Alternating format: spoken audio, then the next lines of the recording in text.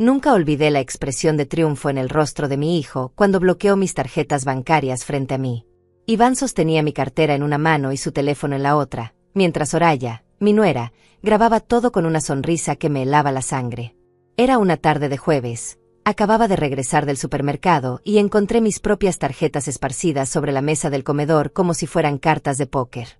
Mis manos temblaban cuando intenté alcanzarlas, pero las apartó con un movimiento brusco que me hizo retroceder.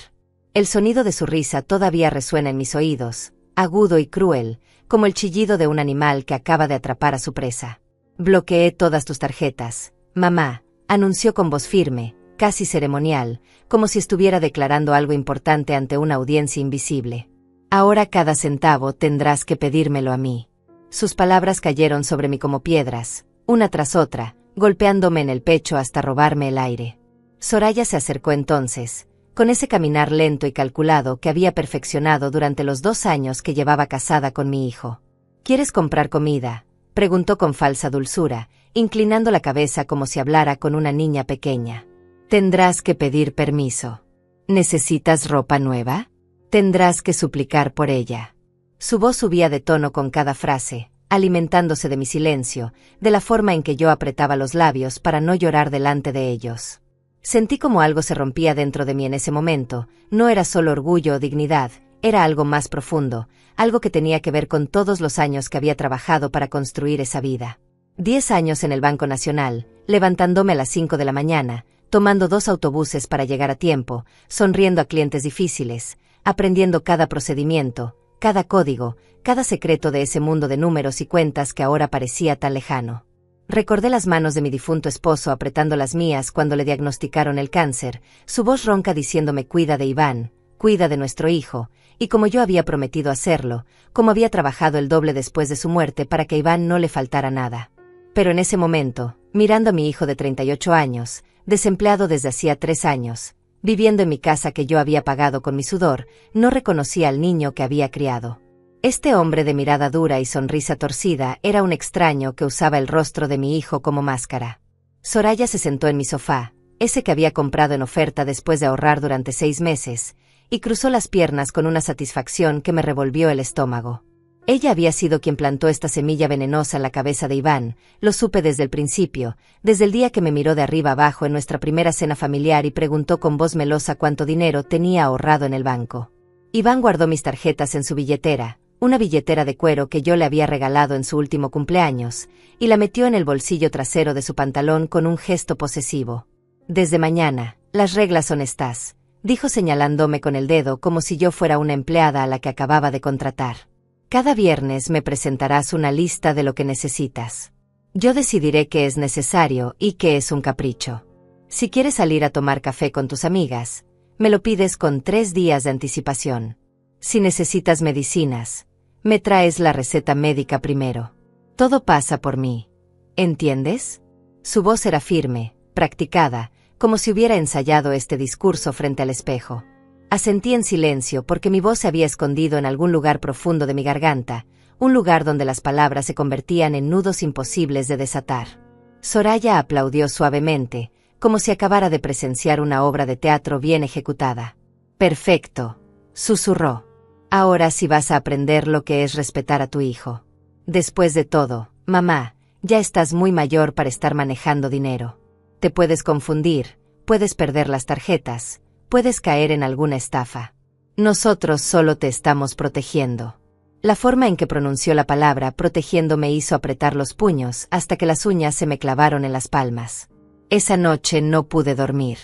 Me quedé sentada en la oscuridad de mi habitación, escuchando las risas que venían de la sala, el tintineo de copas de vino que ellos habían sacado de mi alacena, música alta que hacía vibrar las paredes.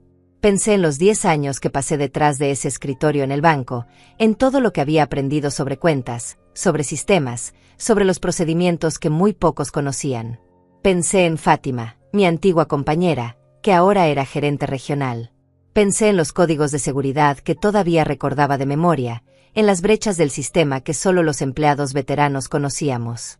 Y mientras las risas de Iván y Soraya atravesaban las paredes como cuchillos, algo frío y duro comenzó a formarse en mi pecho. No era rabia todavía, era algo más calculado, más paciente. Era el nacimiento de un plan. La primera humillación real llegó el sábado por la mañana. Me desperté con el estómago vacío y recordé que no había café en la casa. Durante 40 años había comprado mi propio café, había llenado mi propia alacena, había decidido qué marca, qué tipo, qué cantidad. Pero esa mañana tuve que bajar las escaleras con pasos lentos, ensayando mentalmente las palabras que tendría que decir. Los encontré desayunando en la cocina, panqueques recién hechos con la harina que yo había comprado la semana anterior, jugo de naranja en mis vasos, mantequilla derritiéndose sobre el plato. Soraya llevaba puesta una bata de seda color verde que nunca le había visto antes, probablemente comprada con mi dinero. Iván, necesito dinero para comprar café, dije tratando de mantener la voz firme, pero las palabras salieron más suaves de lo que pretendía, casi como un susurro. Mi hijo levantó la vista del teléfono donde estaba jugando algún videojuego y me miró como si acabara de interrumpir algo muy importante. «¿Perdón?», preguntó con un tono que me hizo sentir pequeña. «No te escuché bien. Repite eso más alto». Soraya dejó escapar una risita mientras untaba mermelada en su panqueque. Tragué saliva, sintiendo como el calor me subía por el cuello hasta las mejillas. «Necesito dinero para comprar café», repetí un poco más alto, odiando cada sílaba que salía de mi boca. Iván dejó el teléfono sobre la mesa con un golpe seco que me hizo dar un pequeño salto. «¿Y cómo se pide algo correctamente, mamá?», preguntó inclinándose hacia adelante con los codos apoyados en la mesa. No escuché la palabra por favor. Tampoco escuché ningún agradecimiento por todo lo que hago por ti, por darte un techo, por cuidarte en tu vejez. Sus palabras eran absurdas, grotescas incluso, pero las decía con tanta convicción que por un momento dudé de mi propia realidad.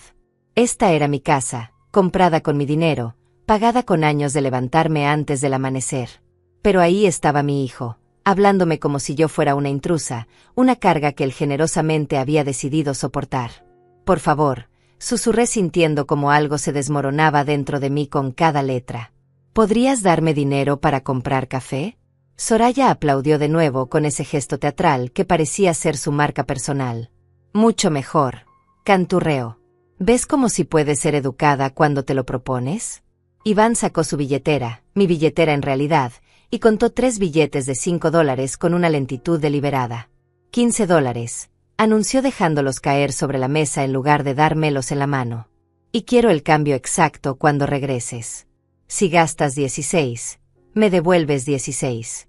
Si gastas 14.50, me devuelves 14.50. ¿Está claro?». Asentí mientras recogía los billetes con dedos temblorosos, sintiendo sus miradas clavadas en mi espalda mientras salía de la cocina. En el supermercado, mientras esperaba en la fila de la caja con mi lata de café barato, el más económico que pude encontrar, sentí las lágrimas amenazando con desbordarse. La cajera, una chica joven con el cabello recogido en una cola, me sonrió con calidez. «Buenos días, señora Damaris», dijo reconociéndome de mis compras habituales. «Hoy solo café, ¿eh?». Su amabilidad casi me quiebra por completo. Regresé a casa con $13 con 20 centavos de cambio que coloqué sobre la mesa de la cocina donde Iván seguía con su teléfono. Él contó cada moneda, cada billete, moviendo los labios en silencio como si estuviera resolviendo una ecuación complicada. «Está bien», dijo finalmente sin mirarme. «Puedes irte». Los días se convirtieron en una rutina de pequeñas muertes diarias. El martes necesité champú y tuve que pedir permiso frente a Soraya, quien insistió en que le mostrara cuánto producto me quedaba en el frasco antes de aprobar la compra. El miércoles quise comprar pan fresco y tuve que esperar 2 horas hasta que Iván terminara su siesta para preguntarle. Me dio el dinero justo, ni un centavo más, y cuando regresé con el pan todavía tibio, él olió con desconfianza como si pudiera haber hecho algo indebido en el trayecto de 10 minutos hasta la panadería. El jueves mi amiga Elena llamó para invitarme a tomar té en su casa, algo que habíamos hecho cada jueves durante los últimos 5 años, pero cuando pedí permiso para tomar el autobús, Iván negó con la cabeza. «No hay presupuesto para salidas sociales innecesarias», declaró sin levantar la vista de la televisión donde veía algún programa de deportes. «Tus amigas pueden venir aquí si tanto quieres verlas». La humillación de tener que llamar a Elena para cancelar, de inventar una excusa débil sobre no sentirme bien, me dejó vacía por dentro. Podía escuchar la preocupación en su voz, las preguntas que no se atrevía a hacer directamente. Esa noche, Soraya organizó una cena con sus amigas en mi comedor. Compraron comida cara con mis tarjetas, abrieron una botella de vino que yo había guardado durante años para una ocasión especial, llenaron mi casa de risas estridentes y humo de cigarrillo. Yo me quedé en mi habitación, escuchando cómo discutían sobre bolsos de marca y vacaciones en la playa, mientras mi estómago rugía porque no había cenado. Pero mientras ellas reían y mi hijo las atendía como un anfitrión orgulloso en mi propia casa, yo estaba sentada en la oscuridad con un cuaderno viejo sobre mis rodillas. Comenzaba a escribir fechas, montos, transacciones. Cada número que anotaba era una pieza del rompecabezas que estaba armando en silencio. Recordaba mi tiempo en el banco, las capacitaciones sobre fraude, los procedimientos de seguridad, los nombres de las personas que todavía trabajaban allí. Fátima había ascendido a gerente regional. Mario, del departamento legal, me debía un favor por haberlo ayudado cuando estuvo a punto de ser despedido años atrás. Cada nombre que escribía en ese cuaderno era un soldado en el ejército que estaba formando sin que ellos lo supieran. El viernes llegó con una nueva tortura. Iván me despertó a las 7 de la mañana golpeando la puerta de mi habitación con los nudillos, 3 golpes secos que me sacaron de un sueño intranquilo. «Levántate», ordenó desde el pasillo. «Hoy es día de rendir cuentas». Me vestí con manos temblorosas, eligiendo un suéter color gris que me hacía sentir invisible, como si pudiera desaparecer entre las sombras de mi propia casa. Cuando bajé a la sala, encontré a Soraya sentada en mi sillón favorito, ese que había tapizado yo misma hacía 3 años, con una libreta rosa en las manos y una pluma dorada entre los dedos. Tenía esa sonrisa que ya conocía bien, la que usaba justo antes de clavarme otro cuchillo en el corazón. «Siéntate ahí», indicó señalando el taburete de la cocina que Iván había arrastrado hasta el centro de la sala. «No en el sofá, ahí no. Ese es para la familia». El taburete era bajo e incómodo, me hacía sentir como una niña castigada en la escuela. Me senté sintiendo como mis rodillas protestaban, el dolor sordo de la artritis que últimamente me molestaba más de lo habitual. Iván se paseaba frente a mí con las manos en los bolsillos, como un fiscal preparándose para interrogar a un criminal. «Muy bien, mamá», comenzó con voz profesional, casi ensayada. «Esta semana te di un total de $52. Quiero que me expliques en qué gastaste cada centavo». Saqué del bolsillo de mi pantalón los recibos arrugados que había guardado obsesivamente durante toda la semana. $15 en café, dije con voz ronca. $8 en champú. $5 en pan. $10 en verduras. $6 en medicamento para la presión arterial. $4 en jabón para lavar ropa. Iba enumerando cada gasto mientras Soraya los anotaba en su libreta con movimientos exagerados, suspirando ruidosamente cada vez que mencionaba una cantidad. Iván detenía mi recuento después de cada ítem para examinarlo, para cuestionarlo, para hacer observaciones crueles sobre mis elecciones. $10 en verduras, preguntó levantando una ceja. ¿No pudiste comprar las más baratas? ¿Realmente necesitabas tomates? Los tomates son un lujo, mamá. Y este jabón de $8, continuó agitando el recibo frente a mi cara. Hay marcas que cuestan la mitad. ¿Por qué siempre tienes que gastar de más? ¿Crees que el dinero crece en los árboles? Cada pregunta era una bofetada, cada comentario un recordatorio de lo bajo que había caído. Soraya asentía con cada crítica, añadiendo sus propios comentarios venenosos. Es verdad, Damaris, decía con falsa preocupación. Tienes que aprender a ser más consciente. A tu edad deberías saber administrar mejor los recursos. El interrogatorio duró casi 1 hora. Cuando finalmente terminó, me dolía la espalda de estar sentada en ese taburete miserable, y sentía la garganta seca de tanto hablar, de tanto justificar cada decisión insignificante. Iván hizo cuentas en su teléfono y anunció que me había pasado por $2. Esos $2 se descuentan del presupuesto de la próxima semana, declaró con tono severo. Y espero que esta lección te enseñe a ser más cuidadosa. Me dejó ir con un gesto de la mano, como quien despide a un sirviente inútil. Subí a mi habitación sintiendo como las piernas apenas me sostenían, como cada paso era un esfuerzo monumental. Pero esa misma tarde, mientras ellos salían a comer a un restaurante caro, usando mis tarjetas para pagar una cuenta que probablemente superaba los $200, yo hice algo que ellos no esperaban. Llamé a Fátima. Su voz al otro lado de la línea era cálida, familiar, un bálsamo para mi alma herida. Damaris, ¡qué sorpresa!, exclamó con genuina alegría. Hace meses que no sé de ti. ¿Cómo estás? Las palabras se atascaron en mi garganta por un momento, luego salieron todas juntas, entrecortadas, urgentes. Necesito tu ayuda, Fátima. Necesito información. Hubo un silencio breve del otro lado, luego su voz cambió, se volvió más seria, más enfocada. Dime qué necesitas, respondió sin dudar. Le expliqué mi situación en voz baja, mirando constantemente hacia la puerta de mi habitación para asegurarme de que estaba sola. Le conté sobre las tarjetas bloqueadas, sobre las humillaciones, sobre cómo mi propio hijo me había convertido en una prisionera en mi propia casa. Fátima escuchó en silencio, y cuando terminé de hablar, pude sentir su indignación a través del teléfono. Dame los números de tus cuentas, dijo finalmente. Voy a revisar la actividad reciente. Si hay algo sospechoso, lo vamos a encontrar. Me dictó una dirección de correo electrónico encriptada donde podía enviarle la información de forma segura, algo que solo alguien con su nivel de acceso en el banco podría tener. Esa noche trabajé en silencio, usando la vieja laptop que tenía guardada en el armario, esa que Iván creía que ya no funcionaba. Recopilé todo lo que pude recordar sobre mis cuentas, números, fechas de apertura, saldos aproximados.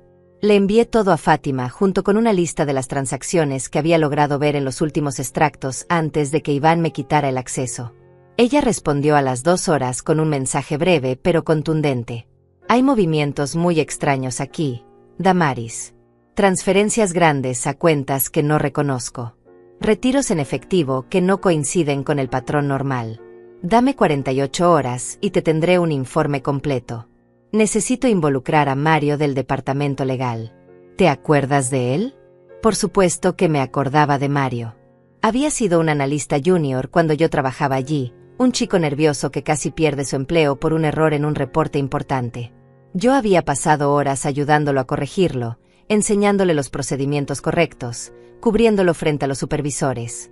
Me había dicho que nunca lo olvidaría, que si algún día necesitaba algo, solo tenía que pedirlo. Ahora, años después, era momento de cobrar ese favor.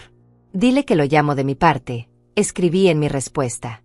Dile que Damaris necesita su ayuda. La respuesta de Fátima llegó casi instantáneamente. Ya lo hice. Está dentro. Vamos a descubrir qué está haciendo tu hijo con tu dinero, te lo prometo. Cerré la laptop y la escondí de nuevo en el fondo del armario, entre mantas viejas y cajas de fotos que nadie miraba ya. Escuché la puerta principal abrirse, las risas ebrias de Iván y Soraya entrando a la casa, el sonido de llaves cayendo sobre la mesa. Ella canturreaba una canción mientras subían las escaleras, sus pasos torpes y ruidosos. Pasaron frente a mi puerta sin detenerse, sin preguntarse cómo estaba, si había cenado, si necesitaba algo. Para ellos yo era invisible ahora, un mueble más en la casa, algo que se usa cuando es necesario y se olvida el resto del tiempo. Pero en la oscuridad de mi habitación, con el corazón latiendo fuerte contra mis costillas, yo sonreí por primera vez en semanas. Ellos creían que me tenían derrotada. No sabían que apenas estaba comenzando. El lunes por la mañana amaneció gris y frío, con esa humedad que se mete en los huesos y no lo suelta. Me levanté temprano como siempre, porque a pesar de todo, mi cuerpo seguía recordando décadas de madrugar para ir al trabajo. Iván y Soraya todavía dormían, probablemente recuperándose de otra noche de excesos pagados con mi dinero. Bajé las escaleras con cuidado de no hacer ruido y me preparé un café con lo poco que quedaba en la lata.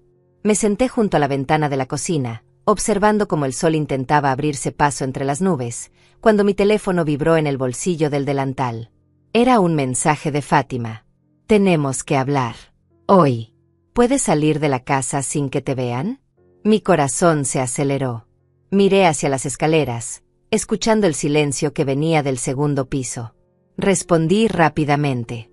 A las 10 puedo decir que voy al médico. Tengo una consulta vieja que puedo usar como excusa. La respuesta llegó en segundos. Perfecto. Te espero en la cafetería a la esquina, esa que está a 3 cuadras del banco. No traigas tu teléfono personal, usa el que te voy a dar. Fruncí el ceño ante esa última instrucción, pero confiaba en Fátima.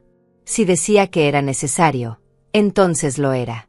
Subí a mi habitación y escondí mi teléfono debajo del colchón, luego busqué entre mis papeles hasta encontrar el comprobante de una cita médica de hace 2 meses. Sería suficiente si Iván pedía pruebas. A las 9:30, Cuando finalmente escuché movimiento en el cuarto de mi hijo, bajé con el papel en la mano y toqué suavemente la puerta de su habitación. Iván abrió con el cabello revuelto y ojos hinchados, claramente molesto por la interrupción. «¿Qué quieres?», gruñó apoyándose contra el marco de la puerta. «Tengo consulta médica a las 10:30», dije mostrándole el papel con mano temblorosa. «Necesito dinero para el taxi y para pagar la consulta». Él arrebató el comprobante de mis manos y lo examinó con ojos entrecerrados, como si fuera un documento forjado. «¿Y por qué no me avisaste antes?», preguntó con tono acusador. «Se supone que debes informarme estas cosas con anticipación». «Me olvidé», mentí bajando la mirada. «Lo siento. Por favor, Iván, es importante. Es para mi presión arterial». Él resopló con fastidio y desapareció dentro de la habitación. Pude escuchar su voz murmurando algo a Soraya, luego las risas de ambos, probablemente burlándose de mí. Regresó con $30 y me los entregó con una expresión de superioridad insoportable. «Esto es para el taxi de ida y vuelta, y para la consulta», explicó como si yo fuera incapaz de entender matemáticas básicas. «Si sobra algo, me lo devuelves. Y quiero el recibo médico cuando regreses. ¿Entendido?». Asentí mientras guardaba el dinero en mi bolso viejo, ese de tela café que había usado durante años y que ahora tenía las asas desgastadas. Salí de la casa sintiendo el aire frío golpearme la cara, y por primera vez en semanas, ese aire me supo a libertad. Caminé rápido hacia la parada del autobús, mirando sobre mi hombro cada pocos pasos para asegurarme de que nadie me seguía. El trayecto hasta la cafetería se me hizo eterno, cada semáforo en rojo era una tortura, cada parada del autobús un retraso insoportable. Finalmente llegué a la esquina, una cafetería pequeña con ventanas empañadas y olor a pan recién horneado. Fátima ya estaba allí, sentada en una mesa del fondo, lejos de las ventanas. Cuando me vio entrar, se puso de pie y me abrazó con fuerza. Me aferré a ella como una náufraga a un salvavidas, sintiendo como las lágrimas que había contenido durante semanas finalmente escapaban. «Está bien», susurró Fátima acariciándome la espalda. «Está bien, Damaris. Vamos a arreglar esto». Nos sentamos y ella sacó de su bolso una carpeta manila gruesa y un teléfono celular nuevo todavía en su caja. «Primero lo primero», dijo empujando el teléfono hacia mí. «Este es un teléfono limpio, prepagado, imposible de rastrear. Úsalo solo para comunicarte conmigo y con Mario. No lo lleves a tu casa. Déjalo escondido en algún lugar seguro fuera de allí». «¿Tienes algún sitio?». Pensé por un momento y asentí. «Mi amiga Elena puede guardármelo. Ella vive a 2 cuadras». «Perfecto», asintió Fátima, luego abrió la carpeta y mi mundo se tambaleó. Los papeles que extendió sobre la mesa eran extractos bancarios, reportes de transacciones, análisis de movimientos. Pero no eran mis gastos normales de supermercado o medicinas. Eran transferencias enormes, retiros en efectivo de miles de dólares, pagos a empresas que nunca había oído mencionar. «Tu hijo», comenzó Fátima con voz controlada pero tensa, «ha estado usando tus cuentas para lavar dinero, Damaris. Mira esto». Señaló una serie de transferencias. $5,000 entrando desde una cuenta en el extranjero, luego saliendo en múltiples transacciones más pequeñas hacia diferentes destinatarios. «Esto es un esquema clásico de lavado». Y aquí, continuó pasando a otra página, retiros en efectivo de $3,000, $4,000, $2,000 en cajeros de diferentes ciudades. Sentí como la sala comenzaba a girar a mi alrededor. «¿Cuánto?», pregunté con voz apenas audible. «¿Cuánto ha movido?». Fátima tomó aire profundamente antes de responder. «En los últimos 3 meses, aproximadamente $120,000 han pasado por tus cuentas. Tu hijo convirtió tus cuentas en un canal para dinero sucio. Y aquí está lo peor», añadió mostrándome otro documento. «También abrió 3 tarjetas de crédito a tu nombre. Las máximas todas. Debes $45,000 en deudas que no sabías que existían». Sentí como la bilis me subía por la garganta. $45,000. $120,000 movidos ilegalmente. Mi hijo no solo me había humillado, me había convertido en criminal. «¿Cómo es posible?», susurré sintiendo las lágrimas caer libremente ahora. «¿Cómo pudo hacer todo esto sin mi autorización?». Fátima señaló varios documentos con firmas. «Estas son falsificaciones», explicó.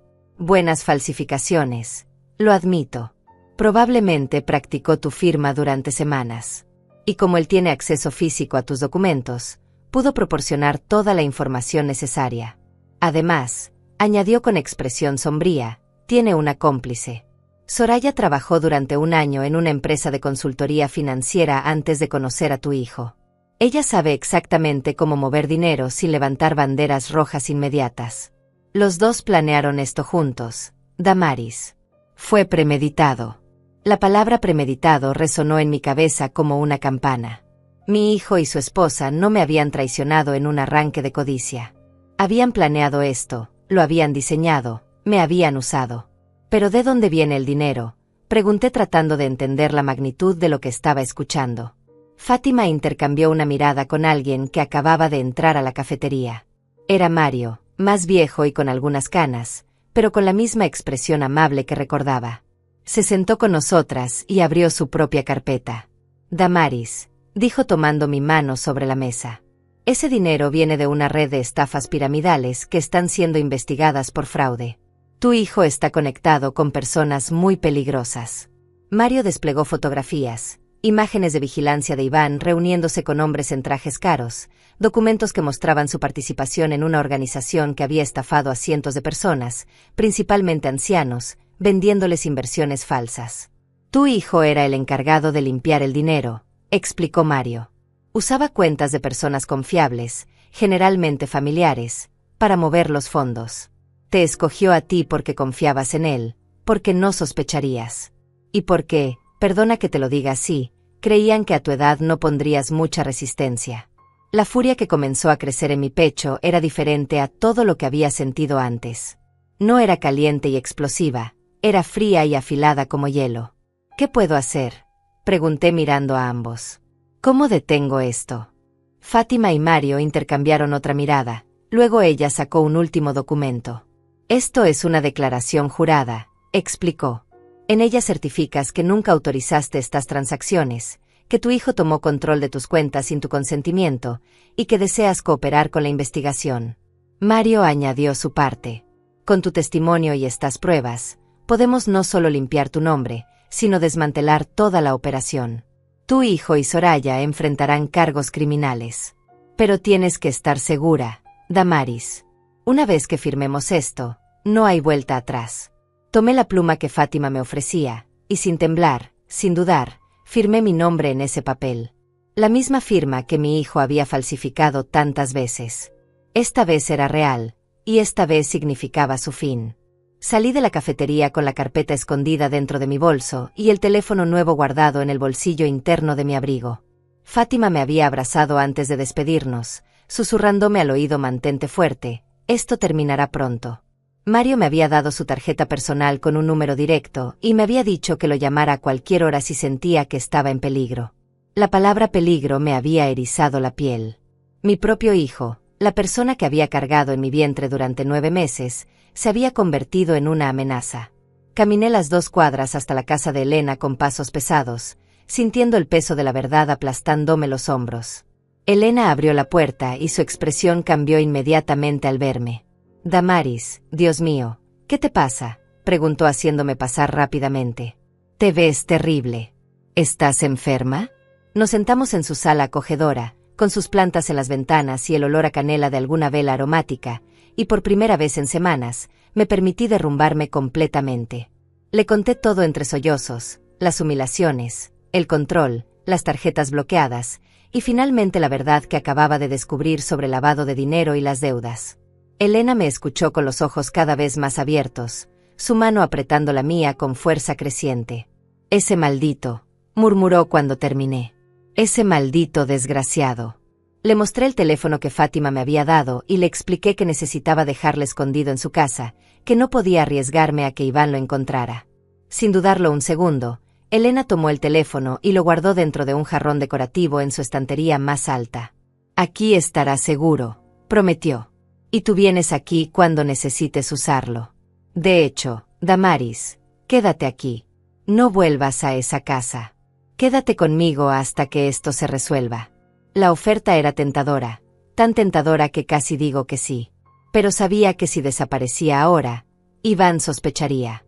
Necesitaba volver, necesitaba actuar como si nada hubiera cambiado, necesitaba darle a Mario y Fátima el tiempo que necesitaban para construir el caso. No puedo, respondí limpiándome las lágrimas con el dorso de la mano. Si me voy ahora, sabrá que algo pasa. Necesito mantener la farsa un poco más. Solo unos días más. Elena no estaba contenta con mi decisión, pero entendió. Me hizo prometer que la llamaría cada noche desde su teléfono para confirmar que estaba bien, y me dio una llave de su casa. Si en cualquier momento sientes que estás en peligro, vienes aquí. No importa la hora. ¿Me oyes? Asentí guardando la llave en el compartimento secreto de mi bolso, ese pequeño bolsillo que muy poca gente sabía que existía. Nos abrazamos por largo rato antes de que yo saliera de nuevo al frío de la tarde. Cuando llegué a mi casa, eran casi las 2 de la tarde. Había tomado un taxi de regreso, guardando cuidadosamente el recibo como Iván había ordenado. Encontré a mi hijo y a Soraya en la sala, rodeados de bolsas de compras. Habían estado en el centro comercial, eso era obvio por las marcas de lujo que alcanzaba a ver en los empaques. Un vestido color rojo colgaba del respaldo del sofá, probablemente de Soraya. Una chaqueta de cuero descansaba sobre la mesa de centro, sin duda de Iván. Habían gastado miles mientras yo mendigaba $30 para un taxi. La ironía era tan grotesca que casi me hizo reír. ¿Cómo estuvo el médico?, preguntó Iván sin levantar la vista de su teléfono. Soraya me miraba con esa sonrisa burlona que ya conocía tan bien, como si supiera que cada paso que yo daba fuera de la casa era una victoria para ellos. Bien, respondí con voz neutra. Me recetó las mismas pastillas de siempre. Aquí está el recibo. Le entregué el papel arrugado junto con el cambio exacto de los $30. Él contó las monedas con sus dedos mientras Soraya revisaba el recibo como una auditora buscando discrepancias. Todo parece estar en orden, anunció ella finalmente con tono condescendiente. Puedes irte a tu habitación ahora, Damaris.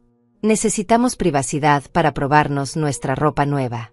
Subí las escaleras sintiendo sus risas persiguiéndome, pero esta vez no me dolieron de la misma manera. Esta vez, cada risa era otra pieza de evidencia, otra prueba de su crueldad que yo estaba archivando mentalmente. En mi habitación, saqué la carpeta que Fátima me había dado y la escondí entre el colchón y el somier, en la esquina más alejada donde nadie pensaría buscar. Luego me senté en el borde de la cama y respiré profundamente, tratando de calmar el temblor que recorría mi cuerpo. Tenía que ser fuerte solo un poco más. Solo unos días más de esta tortura, y todo cambiaría. Esa noche, durante la cena que tuve que cocinar con los ingredientes más baratos porque mi presupuesto había sido reducido como castigo por gastar de más la semana anterior, Soraya decidió implementar una nueva regla. A partir de mañana, anunció mientras pinchaba con disgusto el pollo que yo había preparado, vas a llevar un registro escrito de cada actividad que hagas durante el día. Hora por hora. Si vas al baño, lo anotas. Si miras televisión, lo anotas. Si te quedas en tu habitación, anotas qué estás haciendo allí. Queremos total transparencia. Iván asintió con aprobación, añadiendo y cada noche revisaremos ese registro juntos. Si encontramos inconsistencias o tiempo sin explicación, habrá consecuencias. La palabra consecuencias flotó en el aire como una amenaza. ¿Qué tipo de consecuencias?, pregunté antes de poder detenerme. Soraya sonrió mostrando todos sus dientes. Eso depende de qué tan grave sea la falta, respondió con voz dulce que contrastaba con la crueldad de sus palabras. Podríamos reducir tu presupuesto aún más. Podríamos limitar tus salidas.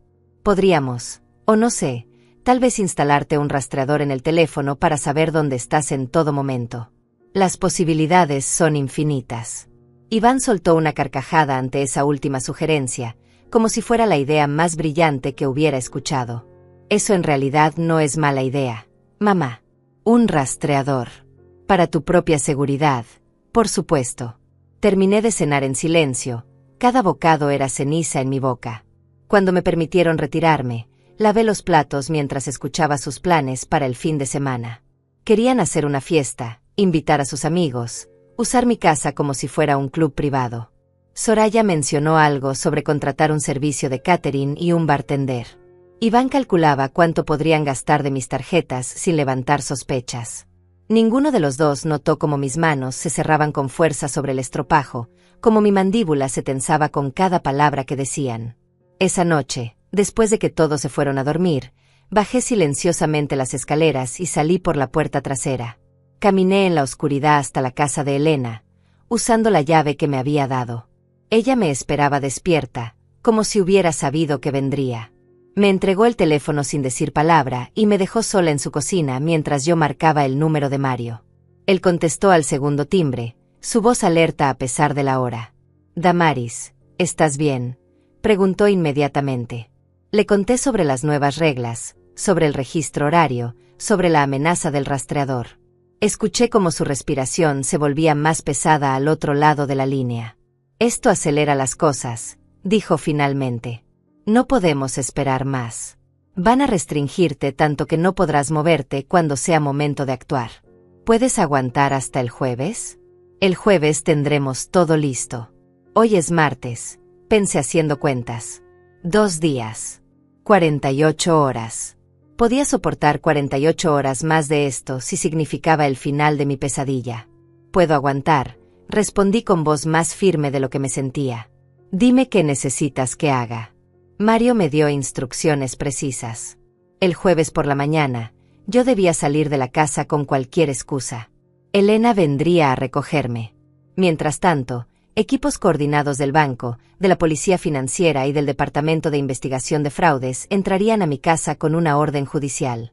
Revisarían todo: computadoras, teléfonos, documentos.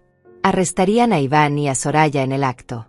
«Pero necesito que entiendas algo, Damaris», añadió Mario con tono grave. «Una vez que esto comience, va a ser público. Va a salir en las noticias. Tus vecinos van a ver las patrullas. Todo el mundo va a saber lo que tu hijo hizo. Vas a tener que ser fuerte ante el escrutinio público. ¿Estás preparada para eso?». Cerré los ojos y pensé en todas las humillaciones, en cada momento en que me habían hecho sentir menos que humana. «Estoy preparada», respondí. «Haz lo que tengas que hacer». Terminé la llamada y le devolví el teléfono a Elena. 2 días más, le dije. En 2 días todo termina. El miércoles amaneció con una tormenta. La lluvia golpeaba contra las ventanas con furia, como si el cielo mismo compartiera mi rabia contenida. Me levanté antes del alba, incapaz de dormir más de 2 o 3 horas seguidas. Cada vez que cerraba los ojos veía números, extractos bancarios, la firma falsificada de mi hijo una y otra vez en documentos que me convertían en criminal. Bajé a la cocina y encontré la libreta que Soraya había dejado sobre la mesa la noche anterior. Era rosada con flores doradas en la portada, el tipo de cuaderno que una niña usaría para escribir sobre sus sueños. Pero yo tenía que usarlo para registrar cada minuto de mi existencia como si fuera una prisionera. 6 de la mañana, escribí con letra temblorosa. Me desperté. Fui al baño. Preparé café. Cada acción documentada como si mi vida fuera un experimento científico. Escuché pasos en las escaleras y guardé rápidamente la libreta. Era Iván, con el cabello revuelto y expresión irritada. «¿Por qué hay tanto ruido?», gruñó frotándose los ojos. «Estoy tratando de dormir». «Lo siento», susurré apagando la cafetera que había hecho un pequeño silbido. «Volveré a mi habitación». Él me detuvo con un gesto de la mano. «Ya que estás despierta, prepárame el desayuno. Huevos revueltos, tocino, pan tostado y jugo de naranja recién exprimido. Quiero que esté listo en media hora». Media hora era poco tiempo para preparar todo lo que pedía, especialmente porque tendría que exprimir las naranjas a mano ya que mi exprimidor eléctrico se había roto hacía semanas y él había negado el dinero para reemplazarlo. Trabajé rápido. Mis manos se movían por memoria muscular mientras mi mente estaba en otro lugar. «Mañana a esta hora», pensaba mientras batía los huevos, «todo habrá terminado. Mañana él estará esposado. Mañana Soraya verá el interior de una celda». El pensamiento me daba fuerzas para seguir sonriendo, para seguir sirviendo, para seguir fingiendo sumisión. Cuando coloqué el plato frente a él exactamente 29 minutos después, Iván revisó su reloj y asintió con aprobación. «Bien», dijo cortando el tocino con movimientos precisos. «Estás aprendiendo a seguir instrucciones». Soraya bajó minutos después, usando una bata de seda color lavanda que nunca le había visto antes. Otra compra reciente, sin duda. Me miró de arriba abajo con desprecio antes de sentarse junto a Iván. «Quiero lo mismo que él», ordenó sin decir buenos días, sin un por favor. Y asegúrate de que el jugo esté bien frío. El de Iván está tibio. Regresé a la cocina sintiendo sus miradas clavadas en mi espalda, escuchando cómo murmuraban entre ellos y reían. Preparé otro desayuno idéntico, esta vez asegurándome de que el jugo tuviera hielo suficiente. Cuando finalmente me permitieron comer, ellos ya habían terminado y se habían ido a la sala dejando los platos sucios en la mesa. Comí de pie junto al fregadero, un pedazo de pan con mermelada y café frío, mientras lavaba sus platos. 7:45. Anoté en la libreta después. Preparé desayuno para Iván y Soraya. Comí. Lavé los platos. Limpié la cocina. Cada actividad cronometrada y registrada.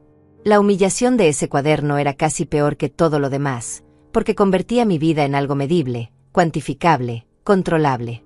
Ya no era una persona, era un conjunto de tareas y horarios. A media mañana, Soraya anunció que iban a salir de compras otra vez. Necesitamos ropa nueva para la fiesta del sábado, explicó aplicándose lápiz labial frente al espejo del recibidor. Va a ser un evento grande. Hemos invitado a 30 personas. Iván añadió mientras se ponía una chaqueta, y tú vas a encargarte de toda la limpieza antes y después. Quiero esta casa impecable. Soraya se giró hacia mí con una sonrisa maliciosa. Y durante la fiesta, te quedarás en tu habitación. No queremos que avergüences a nuestros invitados con tu presencia. Eres demasiado, ¿cómo decirlo?, deprimente. Asintió sola como si acabara de encontrar la palabra perfecta. Se fueron en mi auto, ese que yo había pagado completamente y que ahora usaban como si les perteneciera. Esperé hasta escuchar el motor alejarse por la calle antes de permitirme respirar profundamente. Tenía la casa para mí por al menos 3 horas, tal vez 4 si se detenían a almorzar como solían hacer. Subí corriendo a mi habitación y saqué la carpeta de debajo del colchón. La abrí sobre la cama y comencé a estudiar cada documento otra vez, memorizando detalles, preparándome mentalmente para lo que vendría. Fátima había incluido una nota escrita a mano en la última página. Damaris, decía con su letra elegante, eres más fuerte de lo que crees. Mañana recuperarás tu vida. Mantente firme. Pasé la siguiente hora revisando cada rincón de mi habitación, asegurándome de que no hubiera nada incriminatorio que Iván pudiera encontrar si decidía registrar mis cosas. Guardé la carpeta en una bolsa de plástico y la escondí dentro de una caja de zapatos viejos en el fondo de mi armario, debajo de ropa de invierno que no usaría en meses. Luego comencé a empacar discretamente algunas pertenencias esenciales en una pequeña maleta. Ropa interior, medicamentos, documentos personales, fotografías de mi esposo que no quería dejar atrás. Todo lo que pudiera necesitar si no regresaba a esta casa inmediatamente después de mañana. La maleta la escondí debajo de mi cama, lista para ser tomada en cualquier momento. El teléfono de la casa sonó alrededor del mediodía. Era un número desconocido y por un momento dudé en contestar, pero algo me impulsó a levantar el auricular. «Señora Damaris», preguntó una voz masculina que no reconocí. «Habla el detective Armando Ruiz del Departamento de Crímenes Financieros. Estoy trabajando con Mario en su caso. Solo llamaba para confirmar que mañana temprano estará usted fuera de la residencia como planeamos».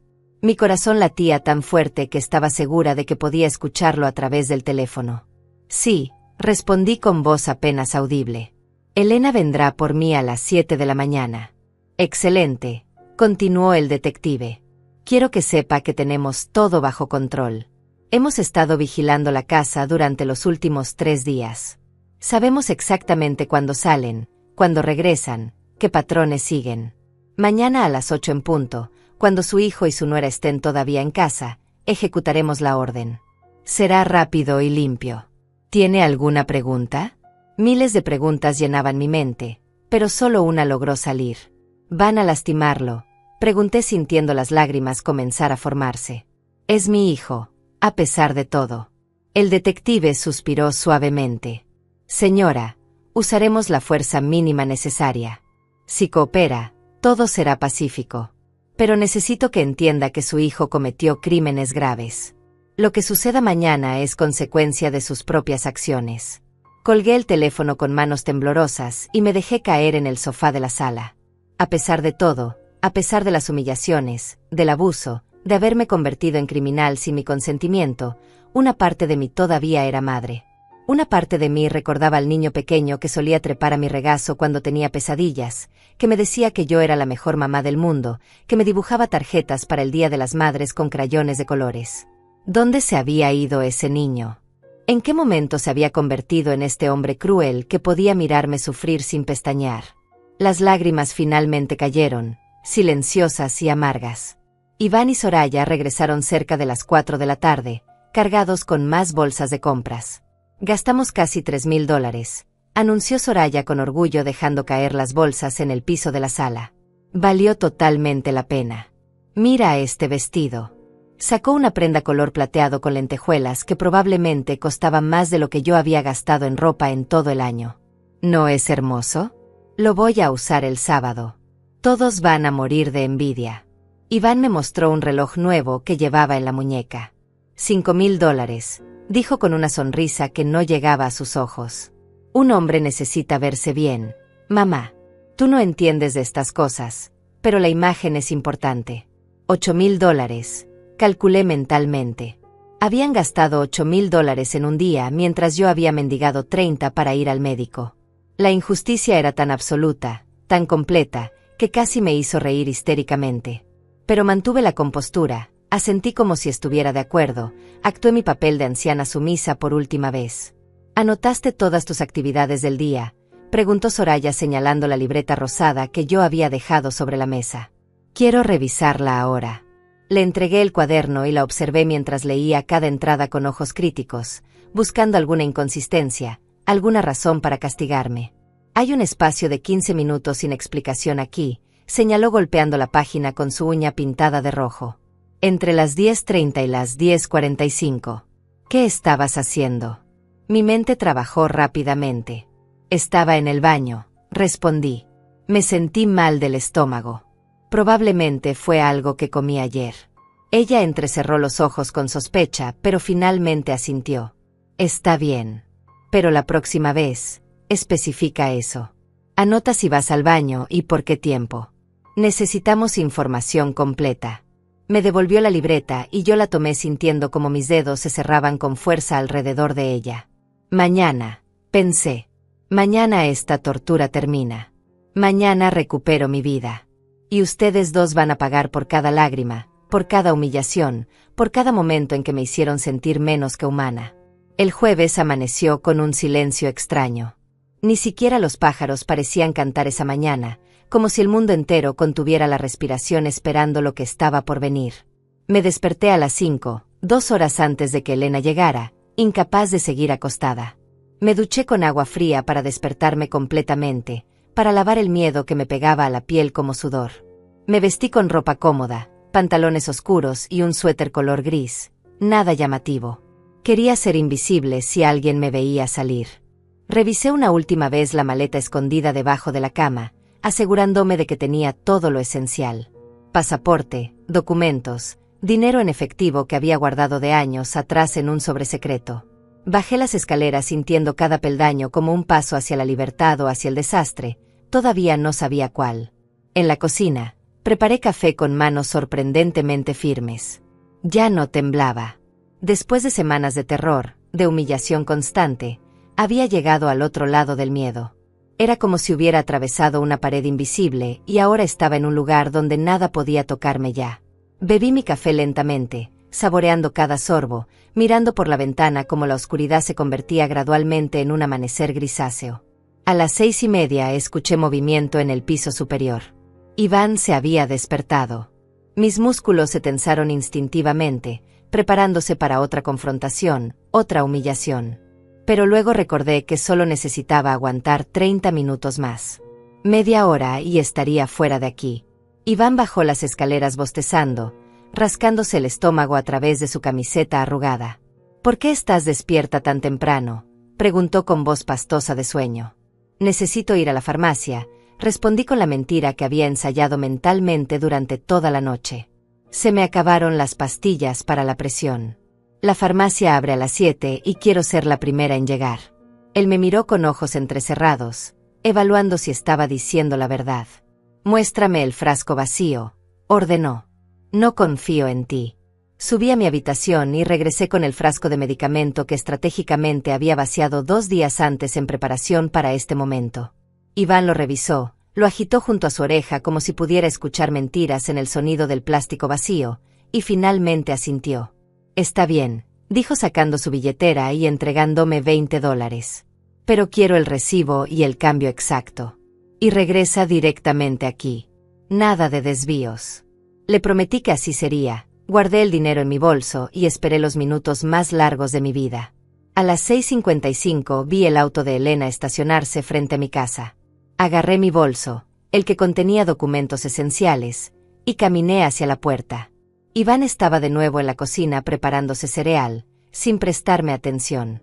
«Vuelvo en 1 hora», dije desde el umbral. Él levantó la mano en un gesto desdeñoso sin mirarme. Soraya todavía dormía arriba, probablemente soñando con su fiesta del sábado que nunca sucedería.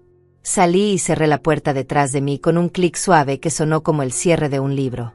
Caminé hacia el auto de Elena tratando de no correr, de no mostrar urgencia. Ella me vio y abrió la puerta del pasajero. «Arranca», susurré mientras me abrochaba el cinturón. «Por favor, arranca ya». Elena manejó en silencio por 3 calles antes de que ninguna de las dos hablara. «¿Estás segura de esto?», preguntó finalmente mirándome de reojo. «Todavía puedes cambiar de opinión». «No», respondí con una firmeza que me sorprendió a mí misma. «Esto tiene que terminar hoy». Llegamos a su casa y entramos rápidamente. Ella había preparado café fresco y tostadas, pero yo no podía comer. Me senté junto a la ventana con el teléfono que Fátima me había dado, mirando el reloj. 7:30. 8 menos cuarto. 8 en punto. El teléfono vibró en mi mano haciéndome dar un salto. Era un mensaje de Mario. «Ya comenzó. Mantente donde estás. Te llamaré cuando termine». Imaginé la escena que estaba desarrollándose en mi casa en ese momento. Las patrullas llegando silenciosas, los detectives tocando la puerta, la confusión de Iván cuando abriera y viera las insignias. Me pregunté si Soraya todavía estaría en bata cuando los obligaran a salir con las manos arriba. Me pregunté si mi hijo pensaría en mí en ese momento, si finalmente entendería lo que había hecho. Elena se sentó a mi lado y tomó mi mano. «Está bien llorar», susurró. «Es tu hijo. A pesar de todo, es tu hijo». Y tenía razón. A pesar del odio, del dolor, de la traición, las lágrimas vinieron igual. No lloraba por el hombre cruel en quien se había convertido, lloraba por el niño que había perdido en el camino. El teléfono sonó 40 minutos después. Era Mario. «Damaris», terminó. «Los arrestamos a ambos. Encontramos todo, computadoras llenas de evidencia, documentos que intentaron quemar en el fregadero, teléfonos con mensajes incriminatorios. Es peor de lo que pensábamos. Tu hijo no solo lavaba dinero, también estaba reclutando nuevas víctimas para el esquema piramidal. Hay al menos 50 personas mayores que perdieron sus ahorros por culpa de él». Su voz era sombría, cansada. «Necesito que vengas a la estación. Hay papeles que debes firmar, declaraciones que dar. ¿Puedes venir ahora?». Elena me miró con preocupación cuando me puse de pie. «Voy contigo», dijo sin esperar respuesta. «No vas a hacer esto sola». El viaje a la estación de policía fue borroso. Recuerdo edificios pasando por la ventana, semáforos cambiando de color, pero era como si estuviera bajo el agua, viendo todo a través de un filtro distante. En la estación, Mario me esperaba en la entrada. Me abrazó brevemente antes de guiarme a través de pasillos con olor a café viejo y desinfectante. «Está en la sala de interrogatorio 3», dijo señalando una puerta al final del corredor. «Soraya está en la 5. No puedes hablar con ellos todavía, pero puedes verlos a través del vidrio de observación si quieres». «¿Quieres?». No estaba segura de querer ver a mi hijo esposado, derrotado. Pero necesitaba verlo.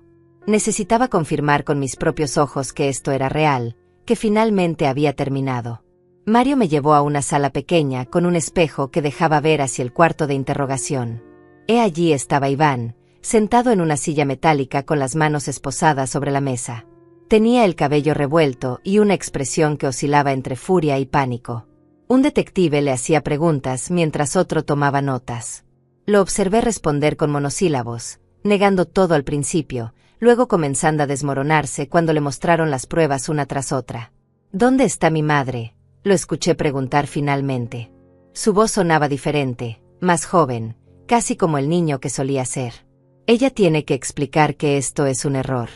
Ella me dio permiso para usar sus cuentas. Ella sabía todo. El detective negó con la cabeza. Su madre es la que presentó la denuncia. Iván. Ella es la víctima aquí, no tu cómplice. Vi cómo esas palabras lo golpeaban como puños físicos. Su rostro pasó por una serie de expresiones: incredulidad, rabia, y finalmente algo que podría haber sido comprensión. Esa perra, susurró. Esa maldita perra me traicionó. Su rabia me habría asustado días atrás, pero ahora solo me llenaba de una satisfacción fría. Mario me alejó del espejo. Ya viste suficiente, dijo suavemente. Ahora necesito que hagas tu declaración oficial. Pasé las siguientes 3 horas contando mi historia a un detective que grababa cada palabra. Le hablé de las humillaciones, del control, de cómo me obligaban a pedir permiso para cada centavo. Le mostré la libreta rosada donde había documentado cada minuto de mi existencia. Le entregué los recibos arrugados que había guardado, las listas de gastos que Soraya había hecho, todo.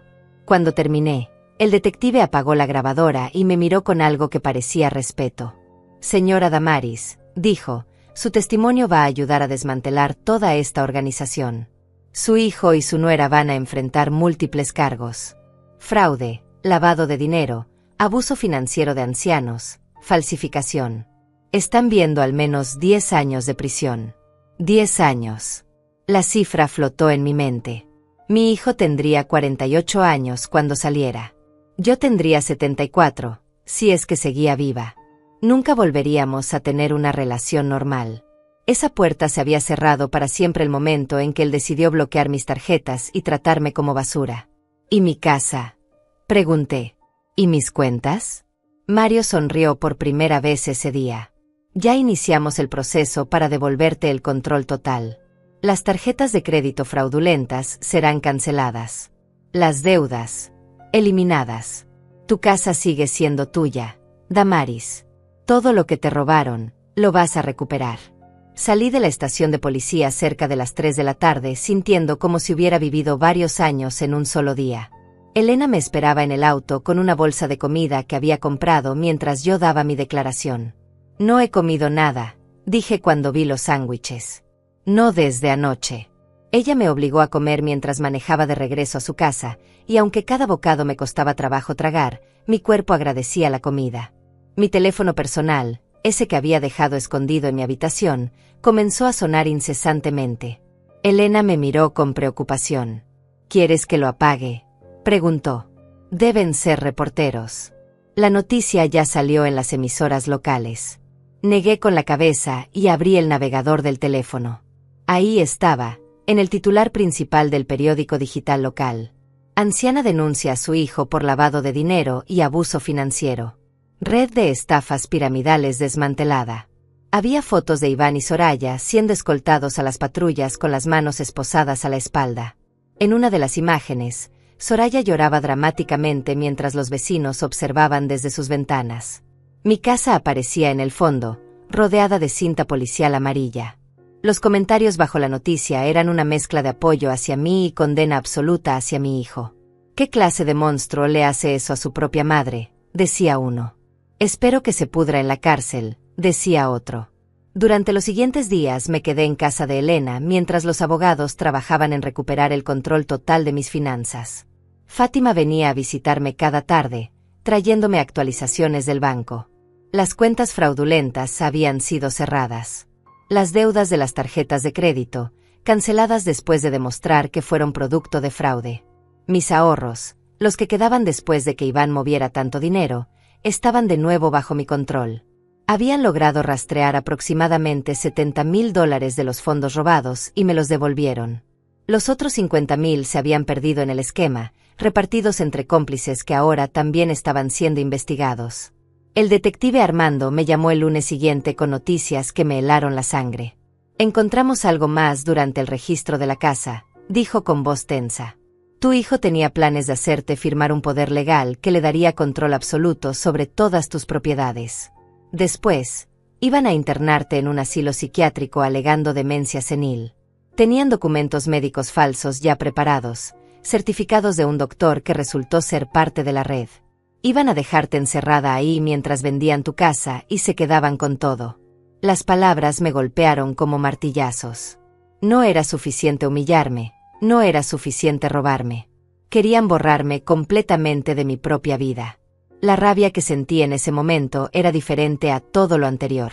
Era pura, incandescente, absoluta. Ese maldito, susurré apretando el teléfono hasta que mis nudillos se pusieron blancos. Ese hijo de perra quería encerrarme como a un animal. El detective continuó. Esta evidencia adicional fortalece el caso enormemente. El fiscal está considerando añadir cargos de conspiración para cometer secuestro y fraude agravado. Estamos hablando de 15 a 20 años ahora, Damaris. Posiblemente más. Colgué el teléfono y me permití llorar otra vez, pero estas lágrimas eran diferentes. No eran de dolor sino de alivio. Había escapado. Por días, tal vez semanas, había estado a punto de perderlo todo, de desaparecer en un asilo mientras mi hijo vendía los pedazos de mi vida. El jueves de esa semana, Mario me llevó de regreso a mi casa. La cinta policial había sido removida, pero las huellas de la investigación permanecían. Polvos para huellas dactilares en las superficies, papeles esparcidos donde habían buscado evidencia, gavetas abiertas y armarios revisados. Me detuve en el umbral de la puerta sintiendo una mezcla de emociones que no podía nombrar. Esta seguía siendo mi casa, pero estaba manchada ahora con memorias oscuras. Cada habitación tenía un fantasma de humillación, cada rincón guardaba un recuerdo de dolor. ¿Puedes quedarte aquí?, preguntó Mario con preocupación. ¿O prefieres venderla y empezar en otro lugar? No lo sé todavía, respondí caminando lentamente por las habitaciones.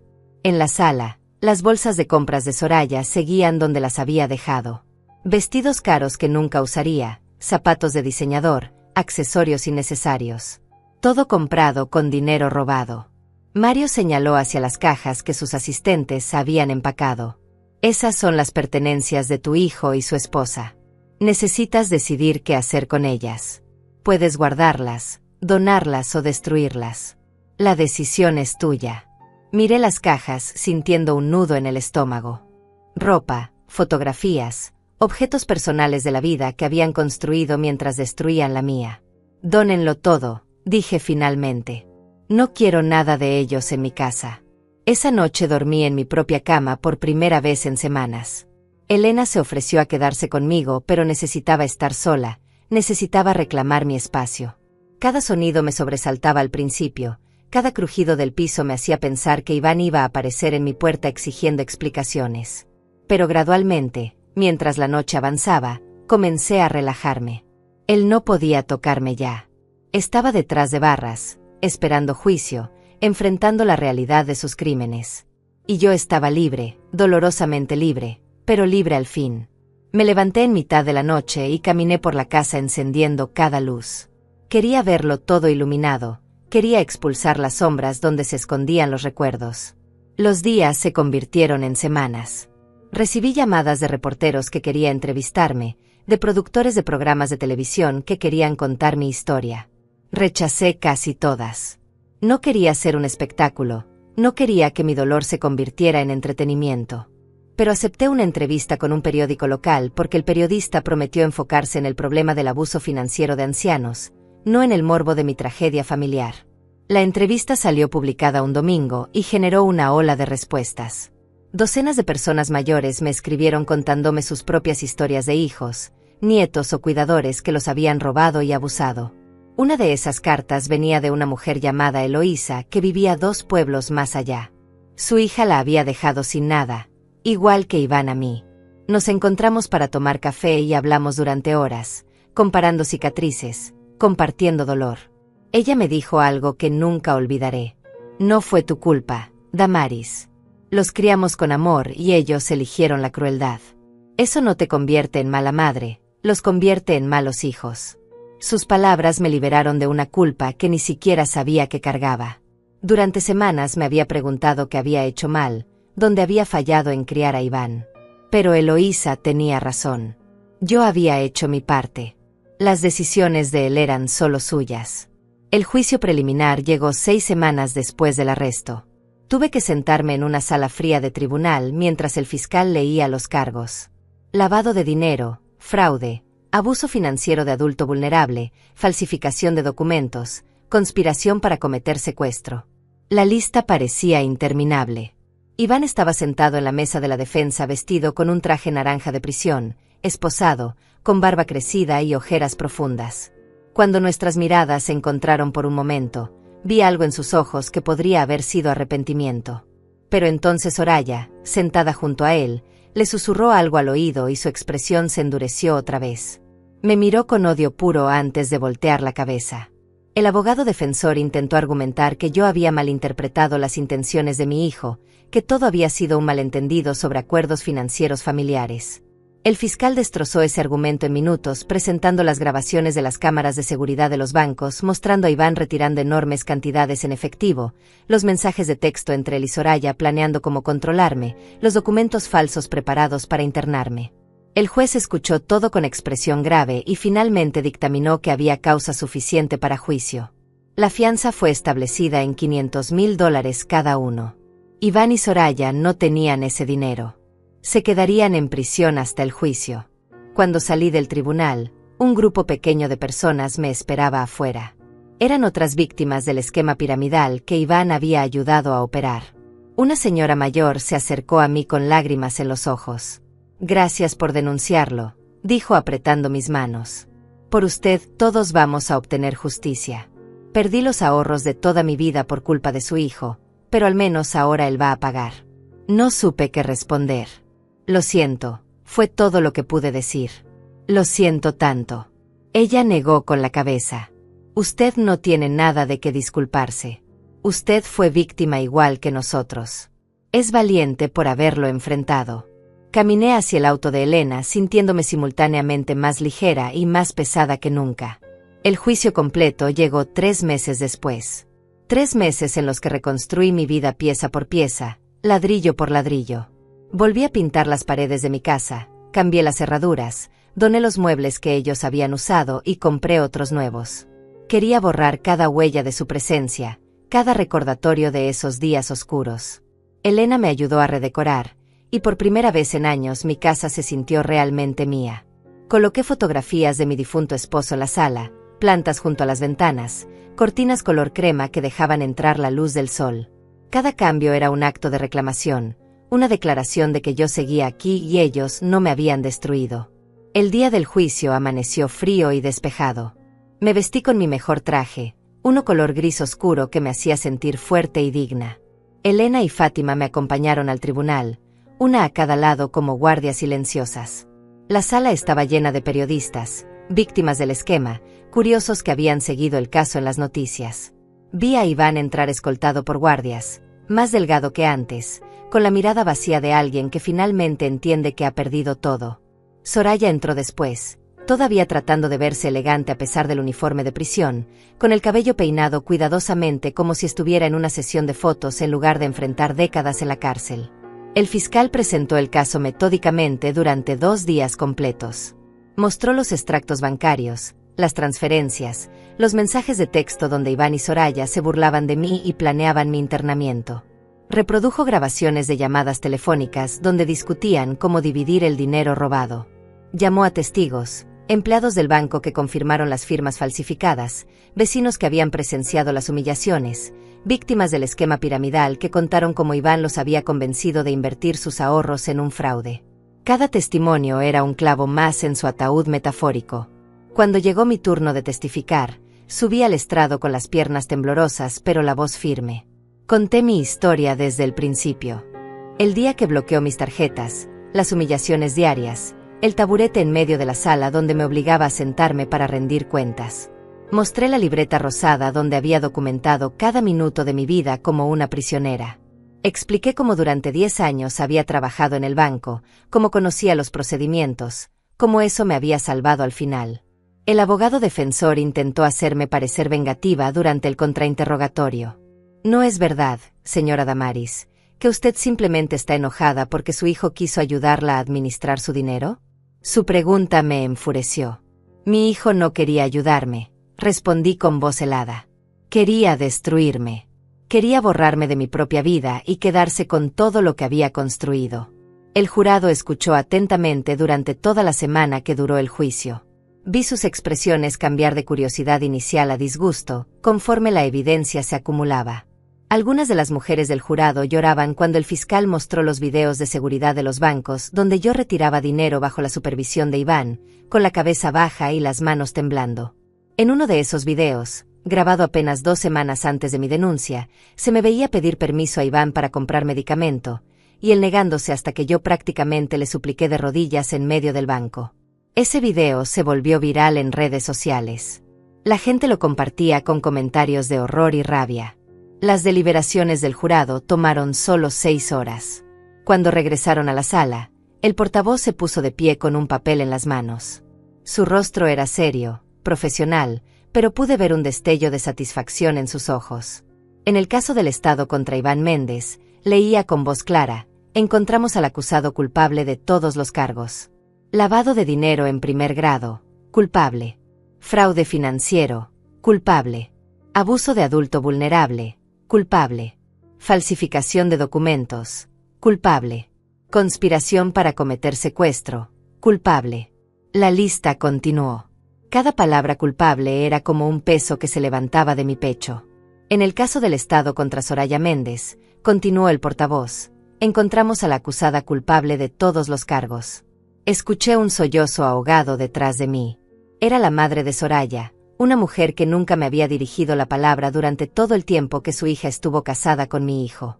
Ahora lloraba desconsoladamente mientras los guardias se llevaban a Soraya, que gritaba protestas de inocencia. Iván no dijo nada. Se quedó sentado mirando fijamente la mesa frente a él, derrotado completamente. La sentencia se dictaría en 2 semanas, pero el fiscal ya había dejado claro que pedirían el máximo permitido por ley. 22 años para Iván por la acumulación de todos los cargos. 18 para Soraya. Salí del tribunal rodeada de periodistas que gritaban preguntas. Elena me protegía de un lado mientras Fátima lo hacía del otro. ¿Cómo se siente ahora que obtuvieron justicia?, gritaba un reportero empujando un micrófono hacia mi cara. Me detuve y lo miré directamente. No hay victoria en esto, respondí con voz cansada. No hay alegría en ver a tu propio hijo ir a prisión. Solo hay alivio de que ya no puede hacer daño a nadie más. Y espero, añadí mirando directamente a la cámara, que mi historia sirva para que otras personas mayores sepan que no tienen que soportar el abuso de sus hijos. Que tienen poder. Que pueden defenderse. Esas palabras fueron reproducidas en noticieros durante días. Recibí cientos de cartas de personas agradeciendo mi valentía, contándome cómo mi historia les había dado fuerzas para denunciar sus propias situaciones de abuso. El día de la sentencia llegó bajo una lluvia torrencial que parecía apropiada para la ocasión. El juez, un hombre mayor con expresión severa, leyó un discurso antes de dictar sentencia. Raramente en mi carrera he visto un caso de traición familiar tan calculado y cruel, dijo mirando a Iván directamente. Usted no solo robó el dinero de su madre. Robó su dignidad, su autonomía, su paz mental. Planeó borrarla de su propia vida como si fuera un obstáculo en lugar de la mujer que le dio vida y sacrificó todo por usted. Este tribunal no tiene compasión para alguien capaz de tal maldad. Iván Méndez, lo sentencio a 25 años en prisión estatal sin posibilidad de libertad condicional por 20 años. 25 años. Iván tendría 63 cuando saliera. Yo tendría 89, si es que seguía viva. Nunca recuperaríamos el tiempo perdido, nunca tendríamos la relación que una madre e hijo deberían tener. Pero esa puerta se había cerrado no por mí sino por él, por sus decisiones, por su crueldad. Soraya recibió 20 años con posibilidad de libertad condicional en 15. Ambos fueron escoltados fuera de la sala en medio de gritos y protestas de sus abogados defensores hablando sobre apelaciones. Los observé irse y sentí algo extraño. No era alegría ni satisfacción. Era simplemente el final de un capítulo terrible. Los meses siguientes fueron de sanación lenta. Comencé terapia con una psicóloga especializada en trauma familiar. Elena se convirtió en algo más que una amiga, se convirtió en la hermana que nunca tuve. Fátima y yo nos reuníamos cada semana para tomar café y recordar los viejos tiempos del banco. Conocí a Eloísa y otras víctimas de abuso financiero, y juntas formamos un grupo de apoyo. Nos reuníamos en mi sala cada jueves por la tarde, compartiendo historias, lágrimas y risas. Descubrí que no estaba sola, que había toda una comunidad de personas mayores que habían sufrido traiciones similares. Y juntas éramos más fuertes. Un año después del arresto de Iván, recibí una carta de él. Había sido entregada a través del sistema penitenciario y me tomó 3 días encontrar el valor para abrirla. La carta era corta, escrita con letra temblorosa. Mamá, comenzaba, y esa palabra me hizo llorar antes de leer el resto. Sé que no merezco tu perdón. Sé que destruí todo lo que teníamos. Cada día en esta celda pienso lo que te hice y me odio más. No espero que me respondas. Solo quería que supieras que lo siento. Siento haberte convertido en mi víctima cuando debía haberte honrado como mi madre. Si pudiera regresar el tiempo, haría todo diferente. Pero no puedo. Solo puedo vivir con el peso de mis decisiones por el resto de mi vida. Guardé la carta en una caja junto con fotografías viejas de cuando Iván era niño, cuando todavía sonreía con inocencia y me llamaba su superheroína. Tal vez algún día podría perdonarlo, no por él sino por mí, para liberarme del último peso que cargaba. Pero ese día todavía no había llegado. Por ahora, me concentraba en vivir. Redecoré mi jardín con flores nuevas. Tomé clases de pintura en el centro comunitario. Viajé a la playa con Elena y pasamos una semana mirando el océano y recordando quiénes éramos antes del dolor. Cada día era un paso hacia adelante, cada risa era un acto de desafío contra todo lo que intentaron hacerme. Una tarde de primavera, casi 2 años después del juicio, estaba sentada en mi jardín tomando té cuando mi teléfono sonó. Era Mario. Damaris, tengo noticias, dijo con voz emocionada. La red completa fue desmantelada. Arrestaron a otros 17 miembros de la organización. Y recuperamos más dinero. Van a devolverte otros $30,000. La noticia me hizo sonreír. No era sobre el dinero realmente. Era sobre la justicia. Era saber que mi decisión de denunciar, por dolorosa que fuera, había protegido a otras personas de sufrir lo mismo. Mientras colgaba el teléfono, miré alrededor de mi jardín, las flores meciendo suavemente con la brisa, el sol calentando mi piel. Estaba viva. Estaba libre. Y contra todo pronóstico, era feliz otra vez. Nunca subestimes, pensé recordando las palabras que el periodista había escrito sobre mí, el silencio de una mujer herida. Porque ese silencio no es debilidad. Es la calma antes de la tormenta que lo cambiará todo.